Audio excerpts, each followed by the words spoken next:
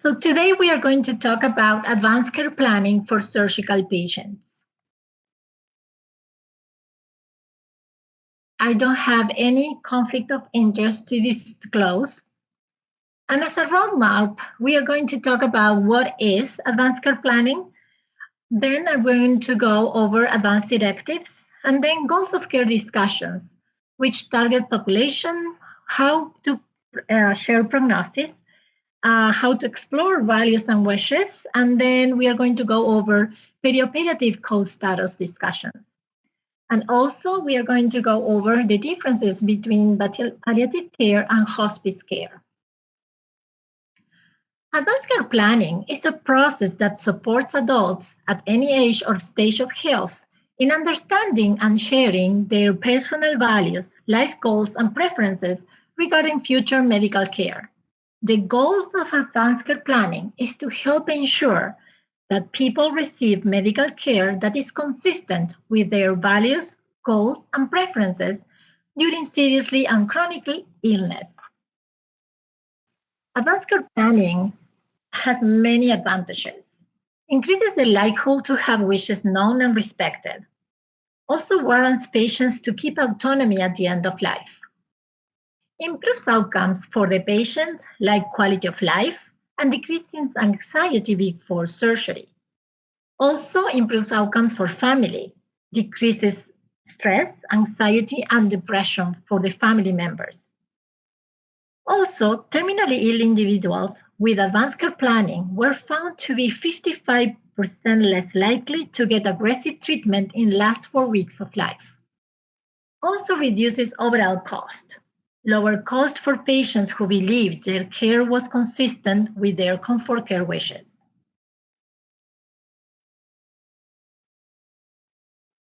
Therefore, in practice, advanced care planning requires advanced directives for every adult and having the conversation when they are healthy before the crisis appears with their surrogates. Also includes goals of care discussions for seriously ill patients, non-critical or critical, and also the dying patients. For pediatric patients, goals of care discussions should happen with the surrogate of seriously ill pediatric patients. Let's go over advanced directives now. Let me take you to the unit. This is a patient admitted for an emergent vascular procedure, complicated with mesenteric ischemia. This patient didn't have advanced directives, and he didn't have a surrogate. Incredible efforts to find relative consumed caregivers' time and emotions. Now, the team faces a very stressful situation. This patient, nobody will forget. It always seems too early until it's too late. Again, advanced directives warrants wishes are known and respected, and to keep individual autonomy at the end of life.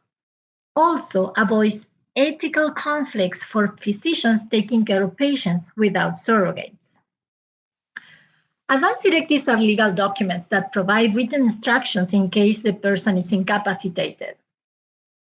In general, they are the healthcare power of attorney and living will. Different states may have other documents as advanced directives.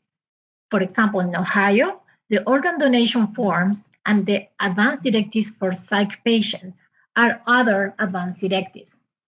Please notice, a DNR order is not an advanced directive.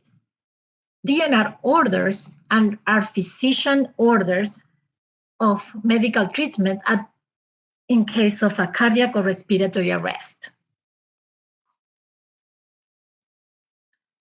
The healthcare power of attorney authorized an agent to make healthcare decisions if a patient is incapacitated. Also, can give authorizations to get protected health information. The living will states if patient is incapacitated and terminally ill or permanently unconscious per two physicians, not to go through life-sustaining treatments, permit me to die naturally, and issue a DNR order. Make me comfortable and relieve my pain. This document surpasses the health power attorney. because in this document, the patient is telling us if he or she is terminally ill, not to continue life-sustaining treatments. Let's go over the data. Around 37% of the general population in the US have advance directives. Also, in a recent report from the CDC, found that 38% of the patients admitted to an adult day service center had advance directives in file. If we go in the data more in detail, we see that patients that are white with higher income or higher education level have more, I will do this again. The prevalence of advanced directives varies by presence of chronic disease and age. Also varies among different races, higher for white race than other races. Prevalence also increases with income and education level. This is important to point out since healthcare systems should encourage patients' education to close those gaps. Racial and ethnic minorities may be disadvantaged in the quality of care they receive if they have a serious illness and are unable to make decisions for themselves. So it's important for us as physicians to try to close those gaps with education.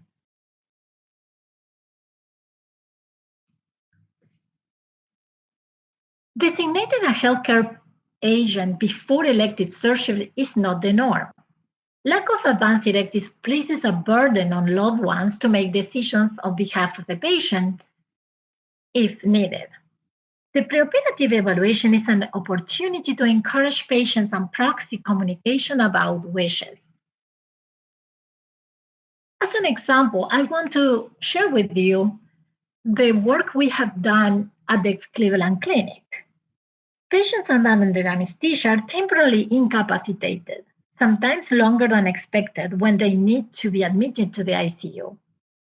So what we did, we changed the workflow at the pre-anesthesia clinic, at Cleveland Clinic main campus. And we changed it to incorporate advanced directives education before elective surgery. Between 75 to 80% of the patients signed advanced directives before elective surgery. This workflow change increased the prevalence of advanced directives at main campus from 17% to 36%. It's important to point out that we have received feedback from patients telling us that it was something positive to complete the advanced directives during the pre-anesthesia clinic. Now, we are expanding this practice to all regional pre-anesthesia clinics where nurses and medical assistants with the support of anesthesiologists are educating and helping patients to complete advanced directives before elective surgery. The most effective way to encourage patients to complete documents is the endorsement by the attending physician and the help by social workers to complete the documents. The enterprise approach for advanced directives at the Cleveland Clinic is the integration of advanced directives in the daily rounds. Also, for outpatients, we are including this during the annual visits. We also included in the patient portal where the patient can see their documents and even they can scan it and send it to their chart. We also are integrating this information in pre-surgical packages, and also we are outreaching patients before their visits. When the patient is unable to make decisions, healthcare providers will talk with the appointed agent to make collaborative decisions. If the patient and the surrogate have not had the conversation, this situation places a burden on the surrogate. This is the reason to recommend not only to identify the surrogate, but also to have conversations about wishes and values. Since any healthy person can have an unexpected event like an accident or a stroke, the recommendation is for all adults to identify the surrogate and also to have the conversation. It is very difficult to have the conversation without a guide. There are many options available to talk about end-of-life wishes. At the Cleveland Clinic, we recommend the use of the Conversation Project and Death Over Dinner. Now we are going to talk about goals of care. Goals of care discussions are recommended for seriously ill patients or patients with high risk of becoming seriously ill.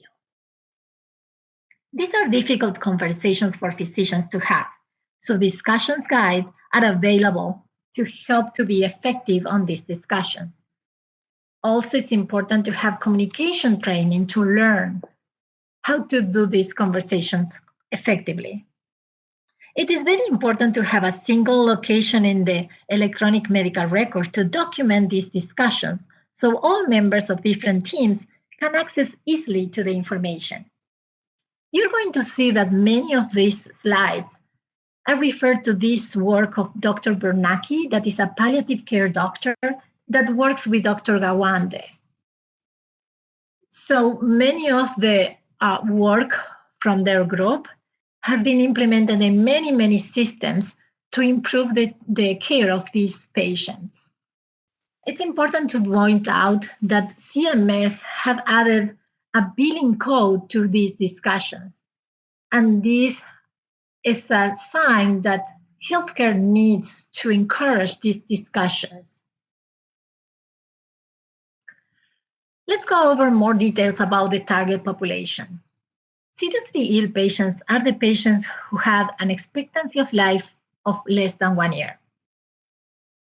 Patients at risk of becoming seriously ill are patients having high-risk procedures, patients that are homebound, or the geriatric population.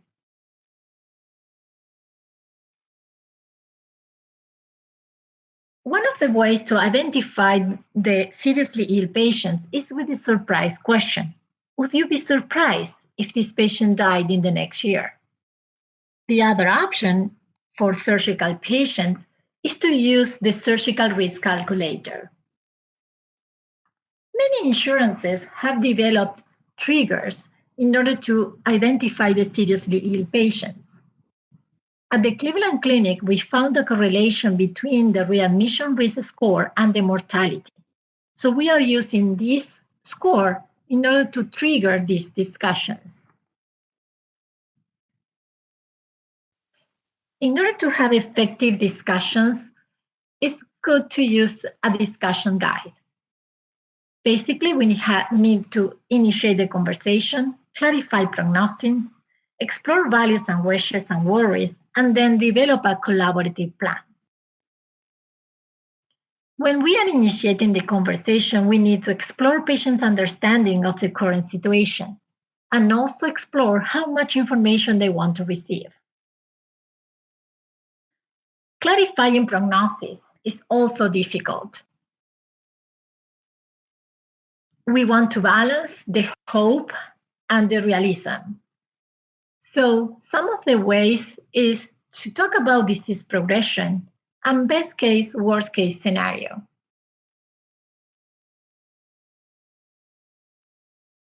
While exploring values, wishes, and worries, if the patient doesn't have advanced directives, this is the moment to recommend to complete them.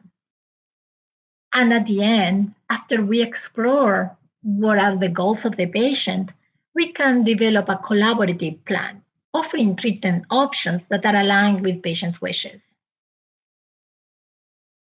How to initiate the conversation? These are some ideas. For example, how have you been feeling recently? Do you have concerns about your health? How have you been doing with your illness? Are you still able to do things that you enjoy? I noticed that you have been admitted to the hospital multiple times recently. Tell me more about what has been going on. In order to initiate the prognosis discussion, there are two key questions. What is your understanding of where you are with your illness?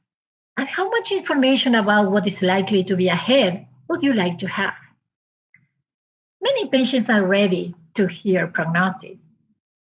Many patients may feel ambivalent, or many patients do actually don't want to receive the information.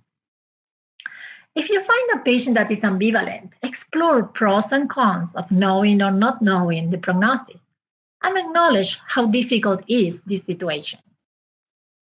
If the patient doesn't want to get the information, explore why. Acknowledge concerns. Acknowledging the patient's emotion can enable the patient to process his or her emotional reaction and receive the information. The key question is, does this patient need information now? If there is no reason to discuss prognosis at this moment, it is better to follow up the patient's wishes later. Ask if the patient wants the doctor to talk with a surrogate about it or offer to be available to discuss it later.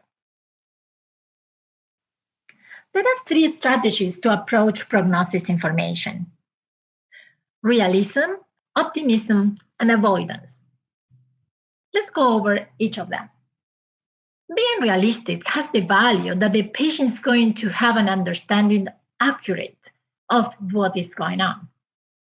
However, there is no structure or empathy in the discussion. It is perceived as uncaring.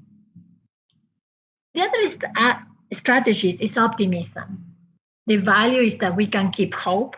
However, the risk is that we may lose the trust and the opportunity for the patient to arrange their lives. Arrange time to spend with loved ones, plan financial affairs, or life closure. Avoidance has the value to avoid patient stress. And this is the main concern of many physicians, to be honest about prognosis. However, the physician may be perceived as evasive and untrustworthy for the patient. Doctors are systematically optimistic for terminally ill patients. In a study, they showed that 63% of the time, the prognosis was overestimated up to 5 times for patients that were already in hospice care.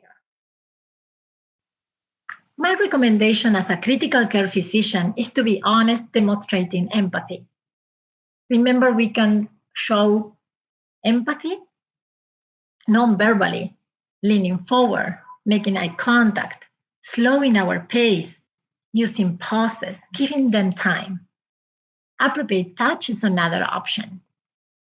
We can do verbal empathy. As a way to remember, we have this demo technique, SAFE. S for support, A for acknowledge, V for validation, and E for emotion naming. This is what the patient needs. When they show emotions, they don't need numbers. They don't need rates or odds. They need our support. They need to know that we are going to be with them at any circumstances, any decision, we will be with them, supporting and helping them go through this difficult time. Patients have said how they like to receive prognosis. One of the ways is timeline. The other is to understand the worst case scenario and the best case scenario. Refrain from rates, odds, and numbers that are very difficult to process. For example, infographics are very easy to understand. Instead of saying 30% or 50%, this type of visual infographics helps patients to understand their risks. Going over the timeline way, we can say the prognosis is unknown, or we can say there's significant effect on your life expectancy. This could be several months to a year, weeks to months, months to days, hours to days. Or we can say there's no alteration of life expectancy with this disease. Let's say that we have a terminally ill patient, and we are going to explain 2 options, the surgical option and the supportive care option. And we can go over the best case scenario or worst case scenario in each of the options. For example, We can tell our patient that the best case scenario if you choose surgery is to have a long surgery. You're going to be in the ICU for 1 to 3 weeks and then discharged to a nursing home. The worst case scenario is that after a long surgery, you are going to be in the ICU with some complications and then die in the ICU, unable to talk to your family because you may be connected to a ventilator. So in my experience and with everything we have seen in your medical situation, I think your situation is closer to the worst case scenario. I expect you to be 2 to 6 weeks in the ICU, and then you're going to be dying like in some months, like 2 to 3 months. There's another option that we can offer you, is supportive care. You don't have to go for surgery that may be painful and difficult to be with your family. So if you choose the supportive care, we are going to be with you. And the best case scenario is that you're going to have time to say goodbye. We are going to be able to control your pain, and you're going to be able to go home as you told me that you wish. The worst case scenario in the supportive care is if the time is short, we are going to have less time to share with your family. In my experience and seeing your situation, I think it's more likely to be near the best case scenario if you choose the supportive care. We are going to be able to control your pain and you're going to have some time to be with your family. There's a very interesting report by Dr. Gawande's group. And this is to assure goals concordant care for emergency surgery. So, first of all, disclose information and prognosis, creating a personal connection with the patient and family, allowing the silence, allowing to express emotions, and then eliciting patient's goals and priorities, describing surgical and palliative treatment options, and making a treatment recommendation, affirming ongoing support for the family and the patient. About values, wishes, and worries exploration. These are some questions that may help to go through them. Which are your most important goals? What are your biggest worries about the future of your health? What are the trade-offs? If you become sicker, how much are you willing to go through for the possibility of gaining more time? What abilities are so critical that you can't imagine living without them? In this study, the authors explore what matters most at the end of life for patients. They show that may vary among different patients. That's why it's so important to explore what matters most for each patient.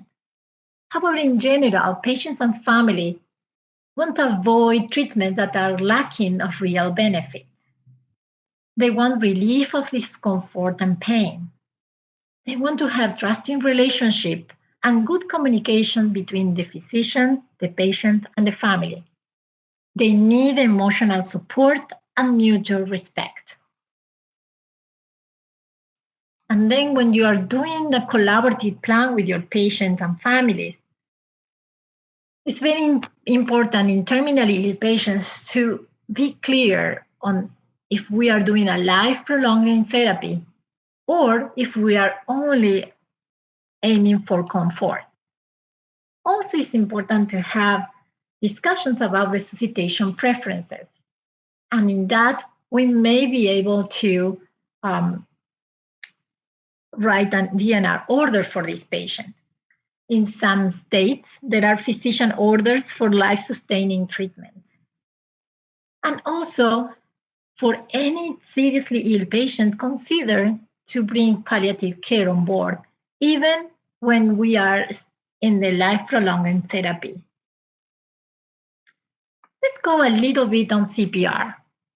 The goal of CPR is to return the patient to his or her pre-arrest status, both central nervous-wise and cardiac-wise, and thus provides a further opportunity of treating the primary disease. And this was written in the Annals of Surgery in 1961. Now we are going to talk about what to do for patients with an active DNR order in the EMR that are scheduled for an invasive procedure. Automatic enforcement or canceling the DNR order do not support patients' rights of self-determination. So a goals of care discussion is warranted. The patient or surrogate may decide to suspend or keep the DNR order during the procedure. If the patient or surrogate decides to keep the DNR order in place, it is an option to offer to use clinical judgment and revert with quick medications any cardiac arrest possible, however, refrain for long CPR that may have an impact on the brain function later, guided by the goals of care of the patient. If the patient keeps the DNR order in place, the surgeon should document and share the DNR status with the operating room team. It should help operating room team members to understand the patient's goals and find an alternate team member to replace an individual who has an ethical or professional conflict with the patient's instructions.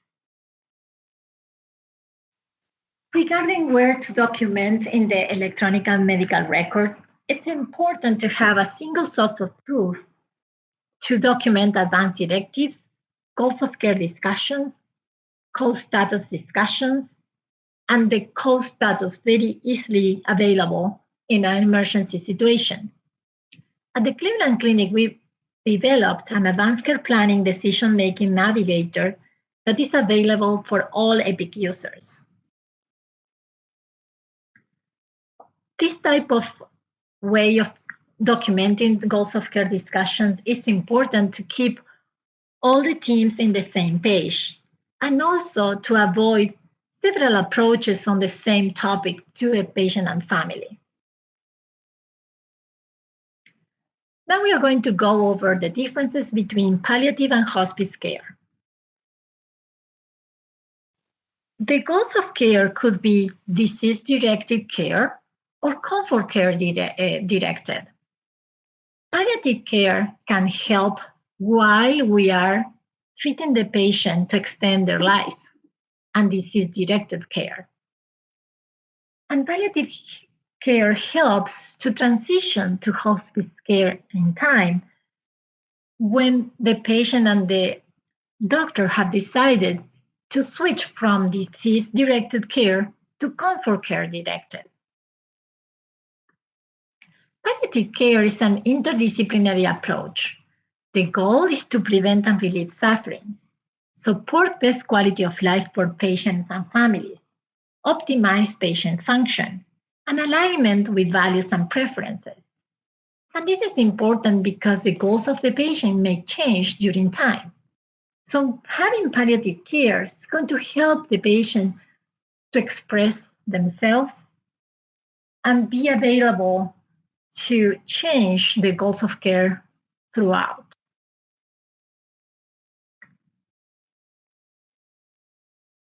When palliative care is aligned with the disease-directed care, ensures symptom control like pain, nausea, fatigue, depression, addresses psychological, spiritual, and practical needs, also supports patient and family, and help align treatments to goals, and also have a discussions about benefits and burdens of each of the treatments. Palliative care also helps to coordinate the care among treatment teams and introduces the idea of hospice and explore the option on time. Ideal timing for palliative care is at the time of the diagnosis of a life-threatening disease or debilitating condition, while still treating the disease. So delayed referrals are after all disease-modifying therapies are exhausted calling palliative care. So there are very, very small, like short time to get the benefits of palliative care. Also, delayed referrals are due to the misconception of what is palliative and what is hospice. In order to be more clear, palliative care should be ordered for seriously ill patients while still seeking disease-directed treatments. And it's going to be focusing on symptom management. Hospice care is for terminal diagnosis and when we are not seeking curative treatment. And is also focused on symptom management. And in order to be clear, in order to be on palliative, is seriously ill patients regardless of prognosis. So if the patient may have palliative and then when the patient is better, palliative may sign off. However, hospice may have the same situation, but is less likely. Hospice care is for patients with a life expectancy less than 6 months and when they have irreversible clinical deterioration.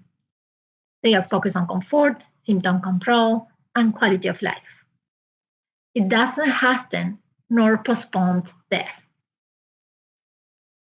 Hospice care improves the experience of the patient and the family, offers nurse visits with 24-hour support, betterment services after the patient is dead.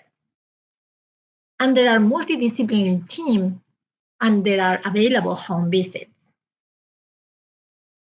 Now I want to go over inappropriate therapy.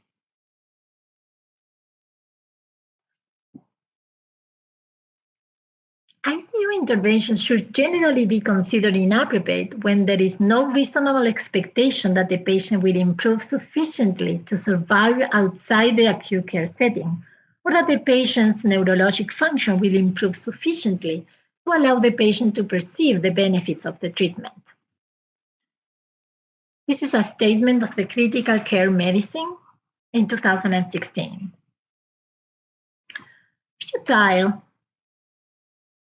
should be used only in rare cases that an intervention simply cannot accomplish the intended physiological goal. Clinicians should not provide futile interventions and should carefully explain the rationale for their refusal. This is also stated in the American Journal of Respiratory Critical Care Medicine in an ethics statement for the ATS. Now we are going to go over surgical futility. The procedures that ultimately will not improve the patient's well-being are defined by patients and their families futile. Surgical diseases have significant risk of additional pain, disability, and suffering for the patient.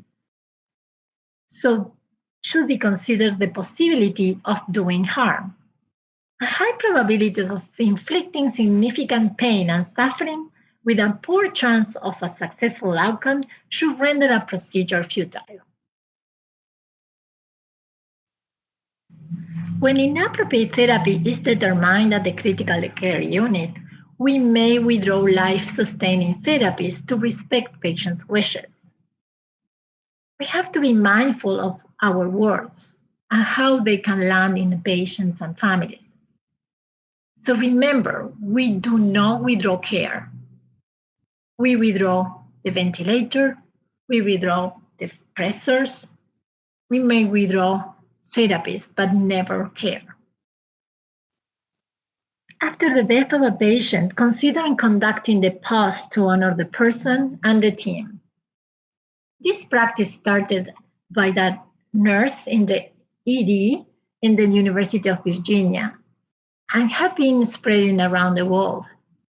At the Cleveland Clinic, we created a script in order to help caregivers to share a time to honor the person and honor the team at the time of the patient's death.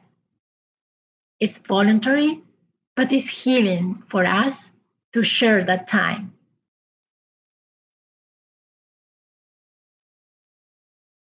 And in order to conclude, I want to share with you the words of Dr. Paul Kalanithi. When he was battling lung cancer, he said, "Even if I am dying, until I actually die, I'm still living." So this is a reminder when our patients are seriously ill, they are living, and we need to honor that time and make sure we are offering them the treatment that aligns with their goals.